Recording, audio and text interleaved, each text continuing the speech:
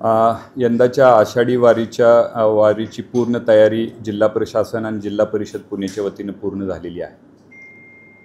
सर्वसाधारणपणे या वारीसाठी आम्ही एक जो 185च्या दरम्यान ॲम्ब्युलन्सेस डेप्यूट केलेले आहेत. त्यामध्ये 108चे काही ॲम्ब्युलन्सेस आहेत आणि 102चे ॲम्ब्युलन्सेस आहेत. सर्वसाधारणपणे आमच्या आरोग्याचे कर्मचारी 600 कर्मचारी आपण यावेळी आता डेप्यूट केलेले आहेत, जे प्राथमिक आरोग्य केंद्रामधले डॉक्टर्स आहेत आणि अधिक त्यांचे जे काही आरोग्याचे कर्मचारी आहेत हे राहतील.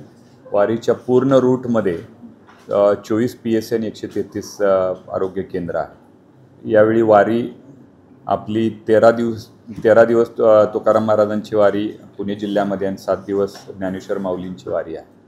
वाटेत येणारे सर्व जेवढी मुक्कामाची ठिकाणं आहेत आणि विसाव्याची ठिकाणे याची पाहणी आम्ही स्वतः सर्व यंत्रणांच्या सोबत शनिवारी आणि रविवारी केलेली आहे. जिथं जिथं दुरुस्त्या करण्याची रस्त्याची आवश्यकता आहे ती केलेली आहे. स्वच्छतेच्या सूचना दिलेल्या आहेत. जिथं पालखी तळावरची टेम्पररी डागडुजी करायची आहे त्याची काम सुरू झालेलं आहे.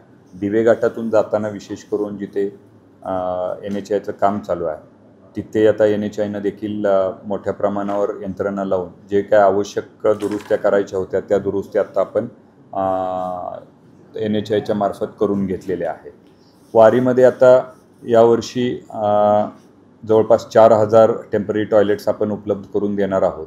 तुकाराम महाराजांच्या पालखीला जाताना 1800 आणि येताना 300 आणि ज्ञानेश्वर माऊलींच्या पालखीला जवळपास तेवढीच टेम्पररी टॉयलेटची व्यवस्था केलेली आहे. सर्व पालख्यांसाठी आपण ही व्यवस्था करतो आहे.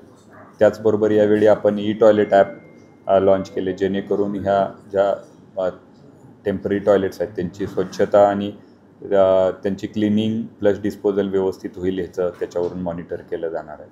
पहिल्यांदाच यावेळी आपण 12 ठिकाणी जर्मन हँगरची व्यवस्था करतो आहे पावसाची परिस्थिती पाहता, जिथं जवळपास 4000 ते 5000 वारकऱ्यांची राहायची व्यवस्था मुक्कामाच्या ठिकाणी होईल. जिथं पालखी तळामध्ये जागा जादा आहे तिथं 2 हँगर्स आणि काही ठिकाणी 1 हँगर्स आपण यावेळी लावणार आहोत. याचबरोबर आपल्या प्रत्येक पालखीच्या तळावर आपला कंट्रोल रूम असेल, आरोग्य पथक असेल आणि त्या पथकासोबतच एक हिरकणी कक्ष आहे जिथं महिलांसाठीची विशेष सुविधा असेल, लहान मुलांसाठी पाजण्यासाठी असेल, त्यांची खेळणी असेल, सॅनिटरी पॅड्स हे सर्वांची व्यवस्था आपण केलेली आहे. आरोग्य पथकाच्या सोबतच तिथे असणारे आपण जेवढ्या PSCs आहेत तिथेसुद्धा काही ICU बेड्सची आपण व्यवस्था करतो आहे आणि वाटेतसुद्धा असणाऱ्या हॉस्पिटल्सचे 10% ICU बेड आपण वारकऱ्यांसाठी राखीव ठेवणार आहोत. पाण्याच्या व्यवस्थेसाठी 200 टँकर्सची व्यवस्था केलेली आहे. त्याच्यामध्ये जवळपास 140 खाजगी आणि 60 शासकीय टँकर्स आपण घेणार आहोत.